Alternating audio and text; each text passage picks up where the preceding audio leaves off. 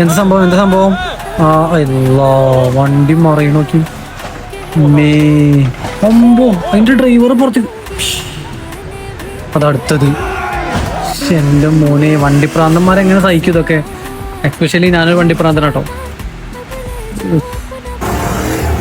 ഇത് മറിയോ? അമ്പോ ഇതും മറിയാ. മറന്നു.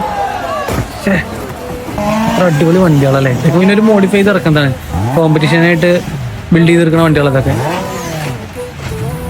എന്തൊക്കെയാ അടർന്ന് പോകുന്നു. എന്താണ് സംഭവം?